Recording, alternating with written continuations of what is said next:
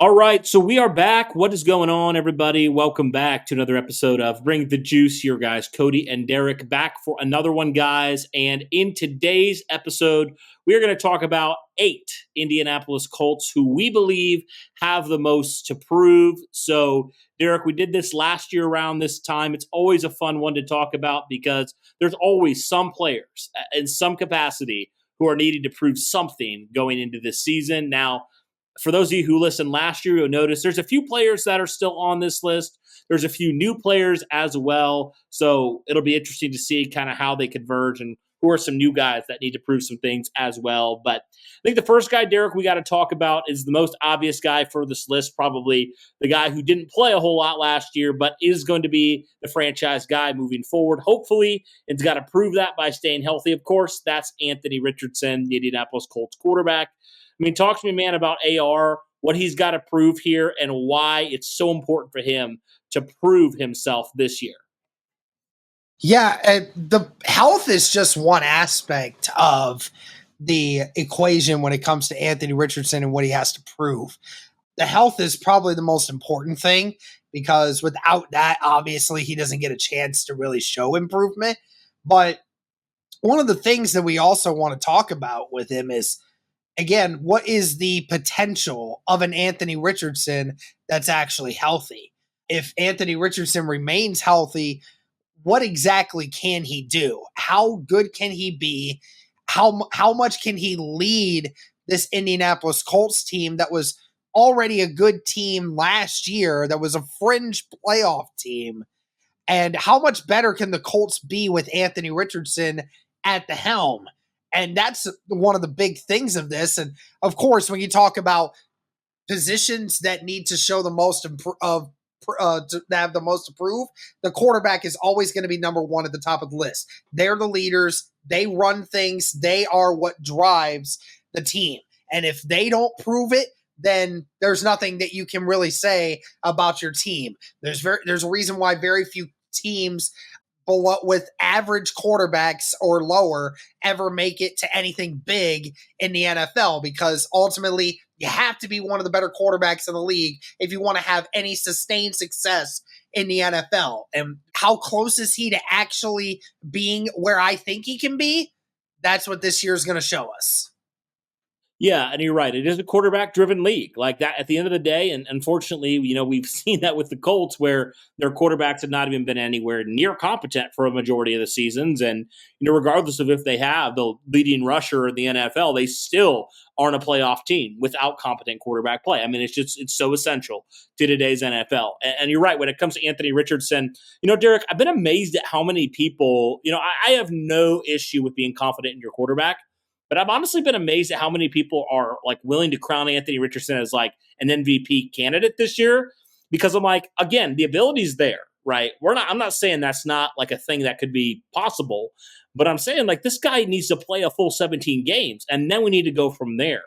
I'm not ready with the limited sample size. While it definitely, there was a lot of positive things, you just need to see him, number one, stay on the field, and then number two, grow. You need to just see him experience those growing pains as a quarterback and have more of those moments like he did in that Rams game, where he has to lead the team back, how to come back, right? He has to do some of that kind of stuff a little bit more. And you need to see him, how does he respond after he throws his third interception of the game? Like those sorts of things that we just didn't see last year, like how does Anthony Richardson respond and how does he grow as a player and just as a quarterback, honestly, because I mean, he can be as athletic as he wants, but if he can't stand and deliver in the pocket, like it's not going to matter, right? That's not going to matter. That's what makes and separates the quarterbacks. We talk about all the time the quarterbacks that make plays off script, which is definitely important.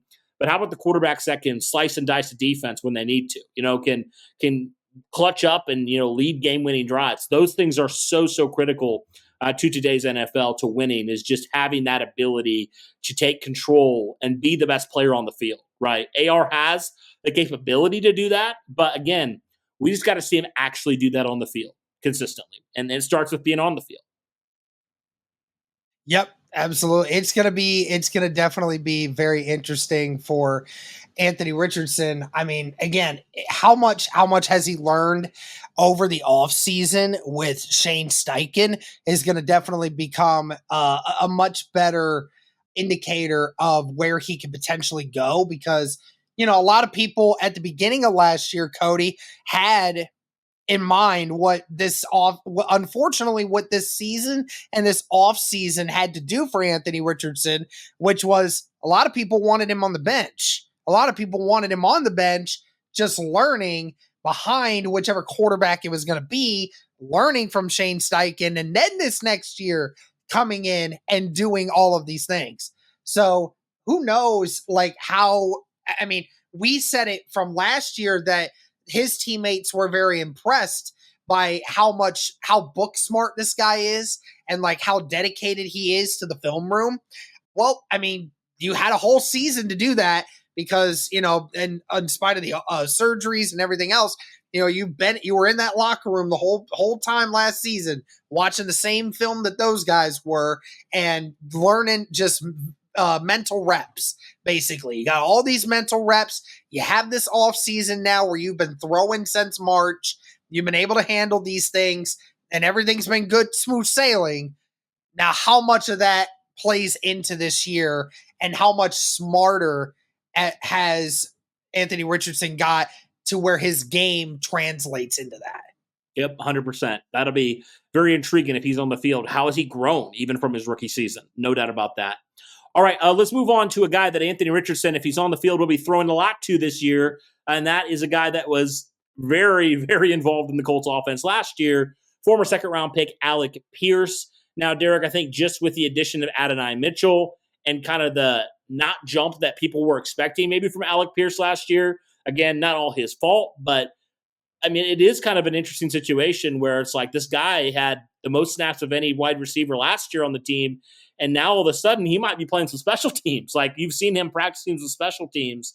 So I do think he's going to, at the end of the day, see the field a lot. But I mean, Derek, he's got to prove a lot that he belongs in this wide receiver room, and he is a long-term solution to this Colts wide receiver room because, I mean, I think Ballard and company and Shane Steichen, everybody, they've made it pretty abundantly clear that nobody's job is safe, and I think that's a really good thing. And I think Alec Pierce actually said this. I want to get this quote, which I think is kind of cool.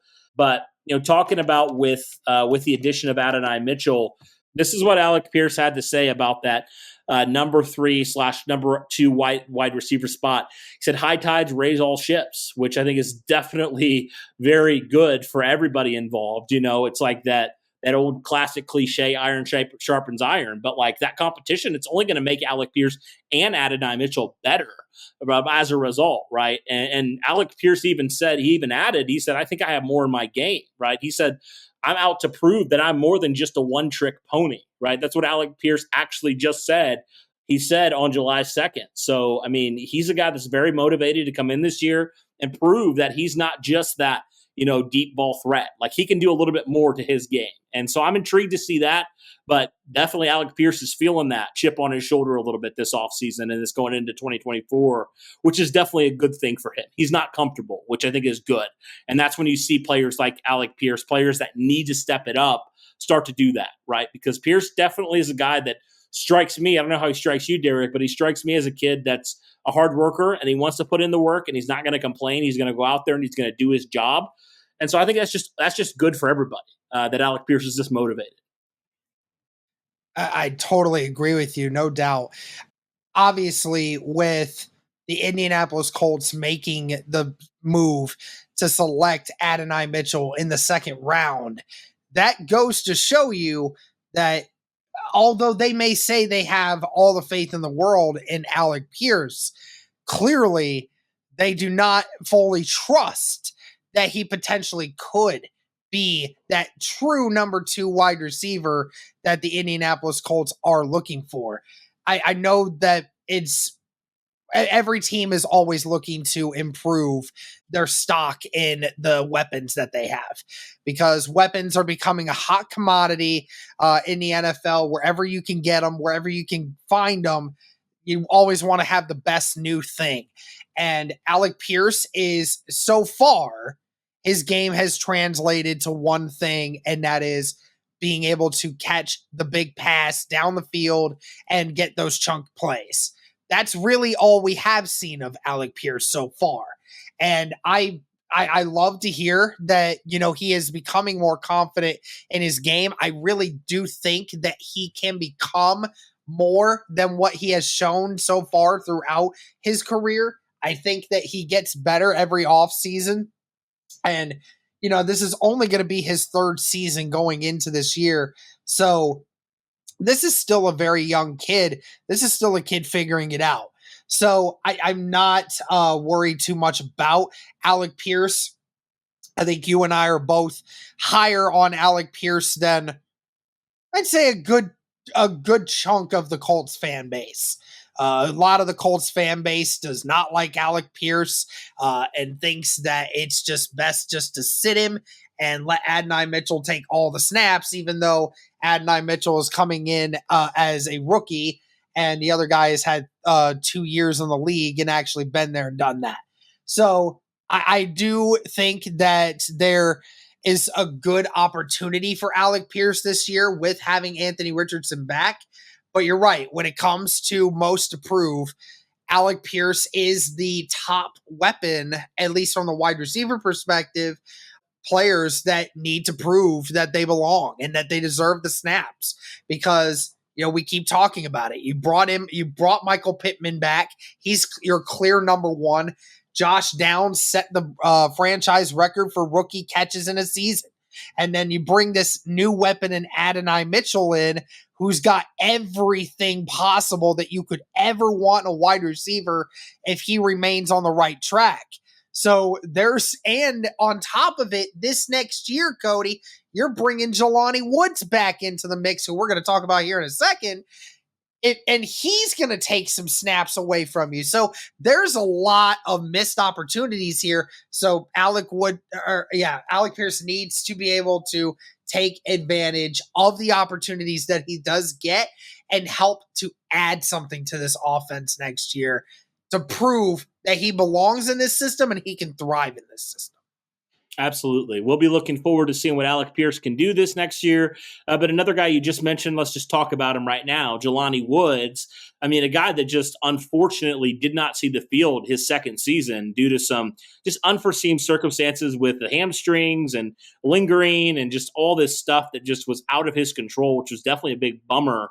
But I mean, Derek, we saw the glimpses from Jelani Woods his rookie season. But again, it's year 3 for Jelani. Regardless or not if it was fair that year 2 was taken away from him, he's still got to prove that he can be that long-term solution for tight end because there's a lot of question marks right now at tight end. Like, we have some guys that we like at tight end, but we don't have a definitive number one.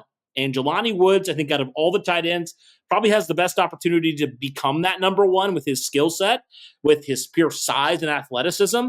But again, Derek, we can talk all the time until we're blue in the face about how athletically gifted this kid is, but he's got to go out there and produce. And this is his time to become that number one guy for the Colts. Absolutely. And, he was definitely missed last year.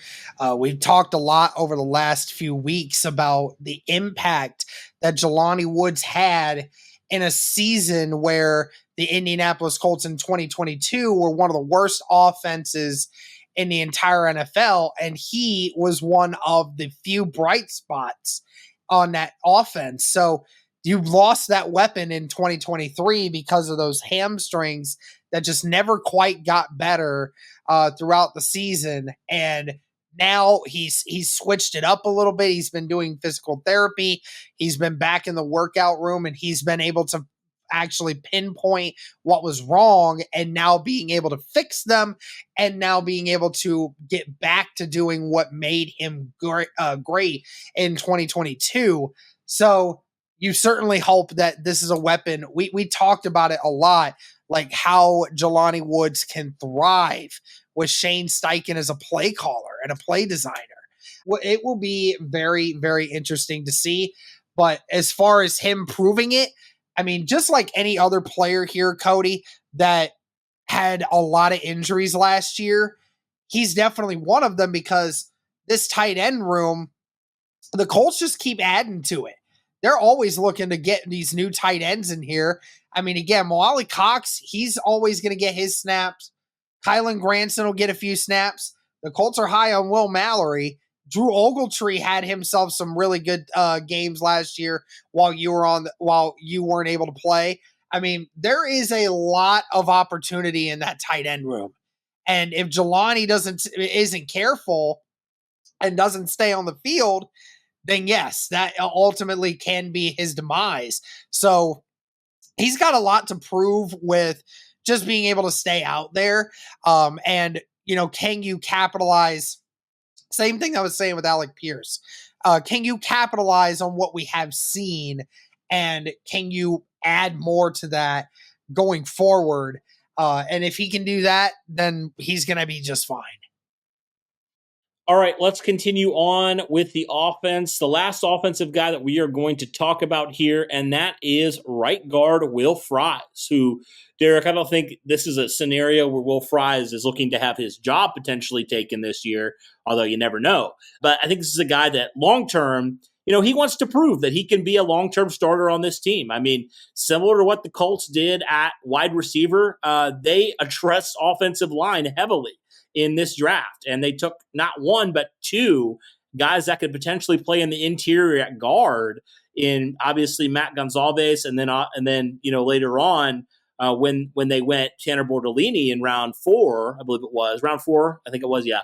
But regardless of that, Will Fries now, when you look at it, you're like, is this guy going to get an extension next year? Especially if the Colts deem that one of these two guys are ready moving forward. Like, is this a scenario where Will Fries is not going to get paid by the Colts? And is this a big year for him where he's got to prove, no, I actually deserve long-term a contract with this team, and I could be better than just an average guard, right? Because that's what he was last year. Will Fries was perfectly serviceable, perfectly fine as a guard, but, you can always get better. You can always get better from what Will Fries played last year. So Will Fries has to prove that not only is he a guy that can be a starter for this team this year, but he's also got to prove he can be a long-term guy that can be a piece, not just a guy that you can replace pretty easily, but a pretty irreplaceable piece this year for the Colts. And if he can take his game to, going from an average guard to a top 10 guard, then we might have a conversation. But what say you, Derek, about Will Fries and what he has to prove here in 2024 moving forward? Yeah, no doubt that the Indianapolis Colts think very highly of Will Fries. And we've talked about it. We've said it so many times at this point. If your worst offensive lineman is an average right guard, then I mean you're doing yourself very good favors with an offensive line. So we poke fun at the fact that he's the weakest link, but pretty much is. And that's really not even to say he's a bad player. I mean, he's the weakest link, but he's not even a bad player at all. So this is a guy that's 100% going to get a deal somewhere next year when he plays. It's just a matter of how does he improve from his last few years to this year? Does he improve at all? And whether or not that's going to jump his price tag. Because like you said, Cody, I mean, they're bringing in a couple new offensive linemen, and as much as the Indianapolis Colts want to keep it close knit, and this is a Chris Ballard pick, and they love Will Fries and have put a lot of faith into Will Fries, it's also a business, and we've already talked about how the Colts have, given more money to their offensive linemen than every other offensive line in the NFL. So that's just going to end up being another piece that you have to potentially think about feeding, so that's just a lot. That's a lot. And, there's going to be some competition behind him on, is somebody going to go out there and, do about the same job as me? And if they do, why would you pay 10 to $15 million a year for a right guard when you have the opportunity with rookies to pay them $1 to $3 million? So you got these guys on rookie deals over here. I don't have to worry about that. So Will Fries, I think, just has most to prove in the sense that I am far and above and beyond what Matt Gonsalves and Tanner Bortolini actually can be after this year, and you will have no choice but to pay me. Because, I mean, Cody, we saw what happened in 2022 when you messed up the offensive line order, and it was not good. And I know that we're in a better spot now with who we have like at left tackle and such, but we saw like it takes only one spot on this offensive line to completely unravel the whole thing. So it would be nice to be able to keep them all together, but it's going to be interesting to see how Will Fries does and how that affects the offseason going into 2025. Absolutely. All right. Well, let's flip it over now to the defensive side of things. We have 4 defensive guys we want to talk about here in this one. So the first guy we got to talk about, pretty obvious pick here, but a guy that the Indianapolis Colts talking about investing a lot into your position, Kwity Paye. Now, the obviously we know he's going to be here for the next couple of years, but the question is, Derek, what's his role going to look like, right? Because we already know Kwity Paye is a good run stopper. There is no debating there. Kwity Paye, really good defensive end when it comes to stopping the run. When it comes to getting after the passer, I mean, Kwity Paye got benched for Tyquan Lewis last year. That's just what it was when it came to those third down packages. So, I mean, to say he left a lot to be desired at getting after the quarterback would be putting it mildly. To be honest, he was terrible at getting after the quarterback consistently. And I know you look at the sack numbers and you say, how could you say he was terrible because he had 8.5 sacks? But when you dive a little deeper, you're like, he was nowhere near what those stats look like. And what you think when you initially look at those, you're like, okay, he's decent at getting after the quarterback. But last year, he wasn't even that, Derek. So, I mean, this is a guy that really has to step it up at getting after the quarterback, especially because you're paying the guy over $13 million guaranteed, right, with picking up that option. So, I mean, this guy's not cheap. He's costing you something. And if he's only going to be a glorified run stopper, then I have to ask, what's the point? Like I understand stopping the run's important, but you can get plenty of guys for that for a fraction of the price. So when it comes to Kwity, he's got to step it up in a major way at getting after the quarterback. And hopefully with the addition of the new defensive line coach, Charlie Partridge, he can unlock something new in his game, similar to AP on the offensive side of things. Like maybe there's just another gear he hasn't honestly hit yet, but maybe just he needs some more time and he's going to get better in that way. But, I mean, Derek, talking about just how bad the Colts have been at consistency when it comes to getting after the quarterback the last couple of years, having a guy like Kwity Paye who would become semi-consistent at getting after the quarterback, I think that would be huge for this Colts defensive line. Talk to me about Kwity. Yeah, you mentioned it. The run-stopping ability, it's great. But the efficiency of getting after the quarterback has never been the strong suit of Kwity Paye. And Kwity Paye, the first time last year, actually finished a season with over 13 games played. So, this was his last year actually being healthy, which is actually a really great thing. But like you said, last year, the guy got benched for Tyquan Lewis, of all people, to be at certain times on third obvious pass downs, right? And not only now, you're going to have Latu coming out there looking to try to take your snaps, right? So I think that we all kind of know what's coming and that Kwity Paye is going to lose a good chunk of his snaps because of the pass down efficiency.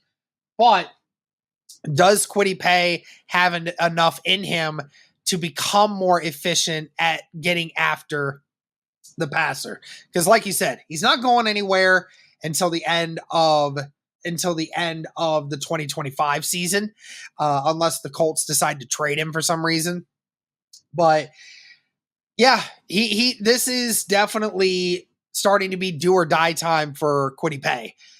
Can you become more efficient as an edge rusher getting after the quarterback? If you're able to do that on your limited snaps while sharing it with Latu or even Tyquan Lewis at times, then we could start talking about what your role is going to be. But right now, that role is diminishing. Yeah, and I'm looking forward to so what happens when some of these other young guys, potentially, or if you add, in the future next year, either draft or free agency. Like, what happens to Kwity? I honestly don't know at this point. It's kind of a weird situation where you're like, they like Kwity, but like, how much do you like him and how much are you willing to, really believe in him long term to be a guy that's going to figure it out? Because if last year was any indication, I mean, he's just gotten worse at getting after the quarterback. So hopefully that changes. I'm really hoping that he turns it around this year, makes us eat our words, and we look stupid. Like, I would be nothing would make me happier if Kwity Paye went out there and got 15 sacks. That would be incredible. I would love that. Like, we would root for that 100%. Like, I think the best case scenario would be he takes Samson Ebukham's job on third downs. And Ebukham's no slouch on third downs. But I don't see that happening with how it currently is with Kwity Paye. But obviously, being a former high round pick, that would be fantastic if that did happen. So I'm hoping this year he can at least become semi-competent, like I said, and then we go from there. I mean, if he can do that, I think you can start to justify a little bit more of like, that's why we paid him, because we believe he had a little bit more left in the tank when it came to getting after the quarterback. We thought he wasn't a finished product in that department. All right, let's continue on. We got 3 players, ironically enough, all 3 guys in the secondary for the Colts. The first guy, the former second-round pick last year for the Colts, Juju Brents, who we talked about in our kind of breaking down cornerbacks. We talked about Juju Brents and just how he really kind of was behind the 8 ball last year with the wrist surgery he had in the offseason, had to miss a majority of the offseason programming, all the spring and a good chunk of the summer, and then really kind of was not playing, Derek, until week 3 at that point. So, I mean, a guy that really was behind the 8 ball and definitely had some good moments, definitely had some rookie moments. But, I mean, Derek, you look at Juju Brents overall, and the first thing, he's just got to stay healthy. But number 2, he has an opportunity here this year, and the Colts obviously believe that he can do this, to become that number 1 outside corner, right? Because all offseason we've heard people clamoring about, go get a corner, draft a corner, do this, do that. And the Colts didn't. They believed in their guys, and it starts with Juju Brents. So talk to me about him and what he's got to do here in year number 2 to potentially become that number 1 guy. Yeah, so it's interesting with Juju Brents because there's a couple different angles you can go into this. I know the fan perspective of players is not something that, Chris Ballard says he cares at all about when it comes to making decisions of the team and all that stuff. But I mean, it's a good point for the fan base, though. You do need to be able to prove that to the fans that you can stay healthy and you can stay reliable and that you can do more things. But like we talked about, you mentioned it briefly there, Cody, Juju Brents was brought on to presumably take over for Isaiah Rodgers and eventually become the number 1 corner of this team. That's the expectation that has been placed on Juju Brents from the moment he was drafted. This is a guy that's 6'3", 210 pounds, insane wingspan, insane athletic score, has everything you could ask for to fit into this scheme and provide healthy, great minutes and become the next best thing for the Indianapolis Colts in the secondary. That's the expectation. Now, does he have it? I will say this, it is only his second year, so I'm not going to immediately crucify him, but we have to see him stay healthier this year, and we have to see him continue to build on his rookie year. Because if he doesn't, then we're going to really start questioning what kind of move Ballard made in that second round and whether it was worth it to take that. And then when you have that, when you go into that sophomore slump, that's always a bad sign. You want to be able to go above and beyond that. And the fact that Juju Brents in 2023 was able to do what he did against premier competition without an offseason gives all the more indication that you this year, with an offseason and more time on the field than what you had last year, you should be a better player this year. All signs indicate you should be a better player this year. So now, can you prove that you got it? And Colts Nation's really hoping so. Yeah, we are. We are hoping so because that would be huge, and that would be simple. Last year, Ballard bet on the offensive line, bet on that right guard spot. It worked out. So hopefully, there's a similar situation here where his belief is justified in a player like Juju Brents and this secondary. And speaking of that, another guy, Dallas Flowers, who suffered that Achilles injury last year and played some pretty decent snaps for Indianapolis. But I mean, overall, Derek, he got injured. He had that serious injury, and just this corner room was so decimated with injuries last year, and it just really sucked to see Dallas Flowers get injured. But he's fully healthy this year. We'll have an opportunity to compete with Jalen Jones for that number 2 outside corner. Talk to me about Dallas. Yep. I mean, I mentioned in the other video as well, I really have high expectations for Dallas Flowers. I really think that you can do a lot of great things with Dallas Flowers. But just like anything else, Dallas Flowers, your job is very fluid at this point. The number 2 corner is just basically to the guy that remains healthy and the guy that is going to go out there and be relevant throughout the majority of this time. So, I mean, and it stinks for Dallas Flowers because Dallas Flowers, who was spending the offseason recovering from injury, and here you are, you had Jalen Jones right behind you that, albeit was not at the same level of competition that you were at times, but he had a whole season to play through his struggles and to gain that knowledge and to get above and beyond. And Jalen Jones has had this whole offseason to prepare and be on the field and do all these great things, be a part of practices. Dallas Flowers hasn't quite had that opportunity. So Jalen Jones, what maybe it was here earlier, but now it's probably caught up a lot closer. So, Dallas Flowers, man, if you have it in you, you need to prove it right now because there's guys behind you that are looking to try to take your spot. 100%. Yep, definitely can't get comfortable if you're Dallas Flowers. All right, let's move on to the final guy on our list here. That is Indianapolis Colts third-year safety, Nick Cross. Now, Derek, a guy that started some games last year and really got some extended looks, which was definitely great in year number 2. He had some moments where he had some up and down.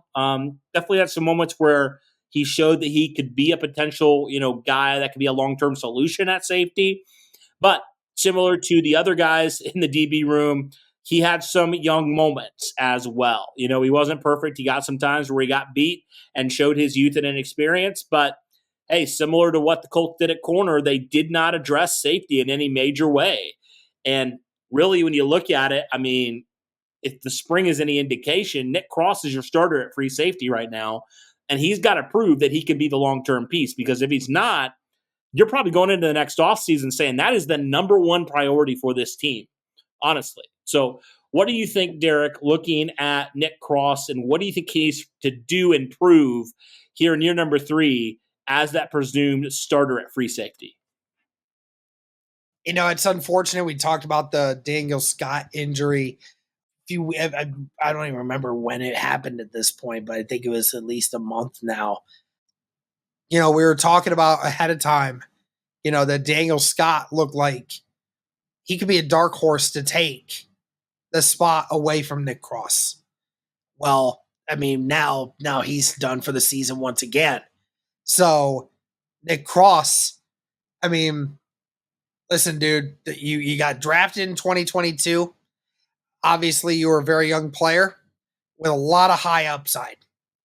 And Chris Ballard has a lot of faith in you. So if you are Nick Cross and Gus Bradley has raved about how you've turned your head around and you've gotten much more serious about all this, it's time to prove that you do. I mean, because if you don't, somebody else is going to come take it. Because, again, we've said it a bunch over the last season, Cody. This safety room is not great. Outside of Julian Blackmon, there's nobody in the safety room that we trust 100% to get the job done. and Nick Cross is still certainly not there.